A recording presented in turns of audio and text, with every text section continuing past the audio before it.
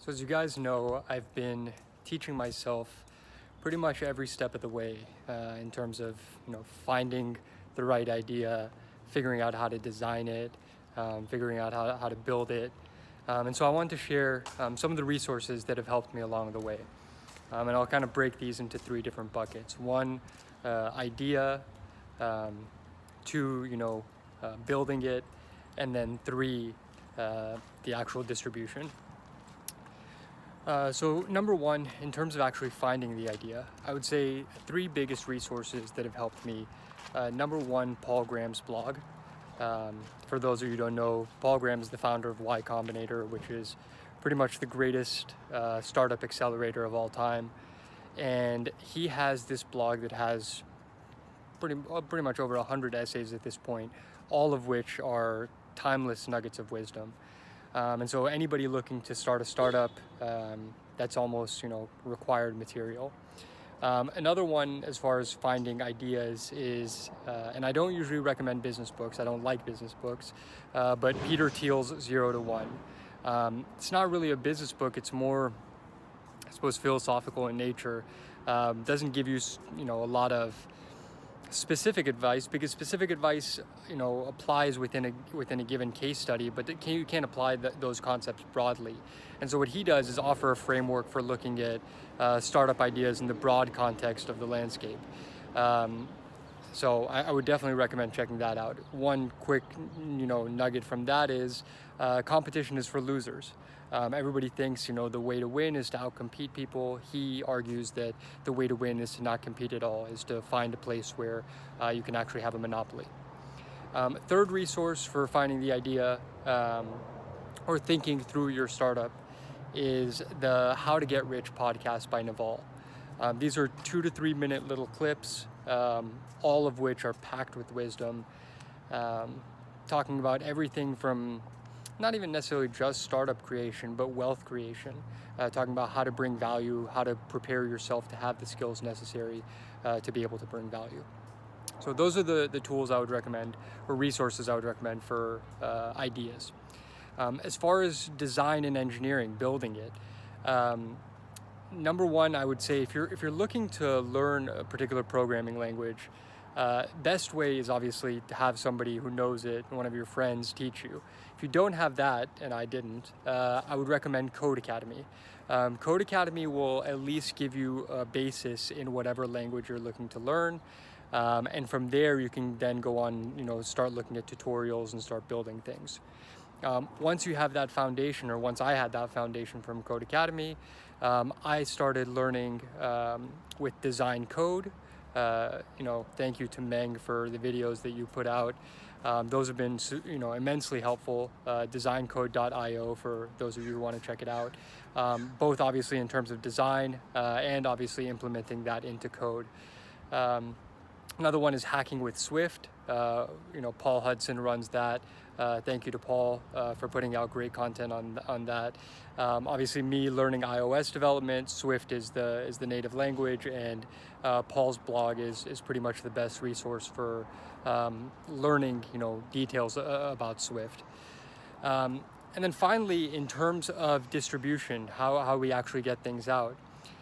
This is not so much one resource, although I will give you one, but distribution is really about understanding cultural impact, the larger cultural landscape, especially when it comes to a social product. This is not going to be the case for every product, so this specific recommendation is going to be a lot more focused on what I am doing, what I'm focusing on, which is social. And so in order to have a successful social product, it has to really tap into the zeitgeist, to the current cultural sensation. And if it does that, it can take off like a rocket ship. If it doesn't matter really how good the product is. Social products are inherently cultural. And so it needs to tap into that culture. And so the biggest learnings I take away is actually using social products, understanding the cultural landscape, understanding meme culture, understanding how memes can proliferate an idea quicker than pretty much anything in history. And then the one resource that I said is Andrew Chen's blog. He, coined the term growth hacker, has written a bunch of literature on how to build, how to grow your company once you've actually built it. Thinking about distribution, thinking about virality as it relates to social apps, and so I would recommend that as a resource as well. Ultimately, this is a never-ending game of learning. I know that. I knew that when I got into this, and so having these resources builds up a strong foundation and also allows you to move further than you would otherwise.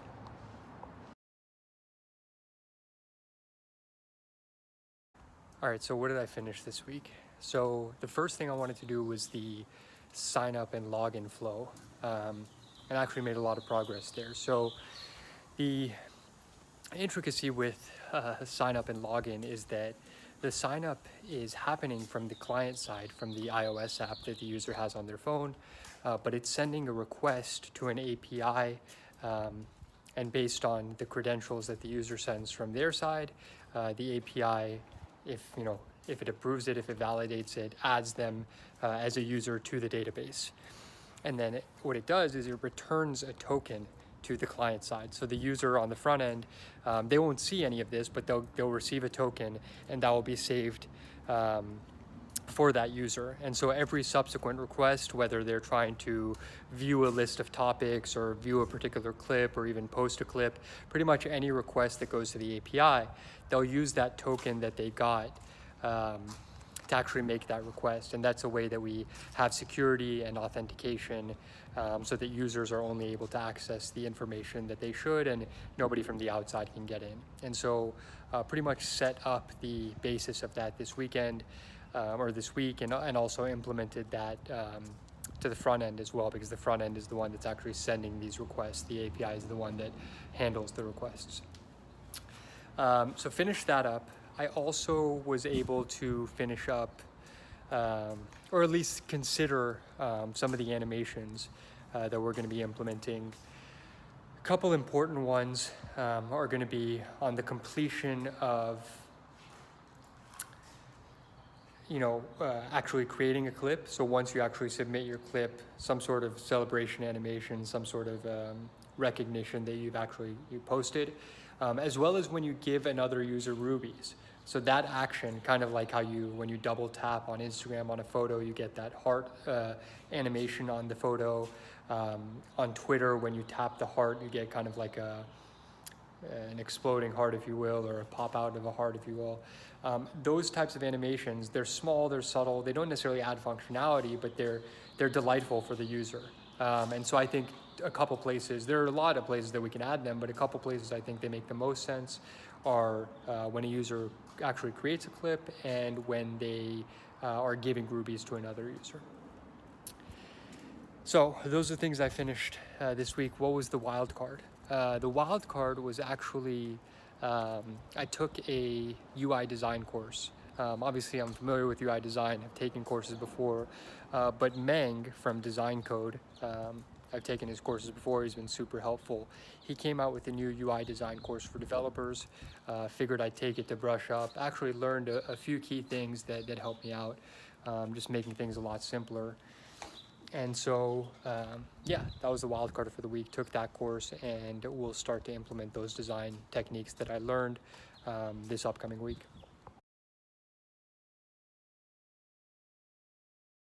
So this week's actually a really important week for iOS developers, maybe the most important week of the year, and that's because it's WWDC, the Worldwide Developers Conference. And what that is Apple essentially announcing all of their new software for the year. So the new iOS, the new macOS, iPadOS, on and on. And they also will release essentially a new version of Xcode and Swift. So Xcode is obviously the tool that we use to build, and Swift is the language that we use. And so they'll make a lot of new improvements. What I'm most excited about is actually what they'll do with Swift UI. Obviously, we talked about Swift UI before. It's a new way to create interfaces. Makes it a lot easier, a lot quicker. And so last year was when Apple first announced it. This year, it's been 1 year, the first year, so you expect a lot of improvements. So I'm really excited to as to what they're bringing there. But overall, I'd say what I'm doing this week is kind of absorbing as much as I can about WWDC. What are they announcing? How can that help me as it relates to building this app. I'll leave one wildcard in there as well, in addition to WWDC, although it will probably relate to it as well. So something that I'll work on, hopefully something that I learned from WWDC that they'll release this week that I can then start implementing and improving in the app. Catch you on next week. Leave a comment. Let me know your thoughts. I'm going to be immersed in, these videos this week. I'll talk to you guys next week.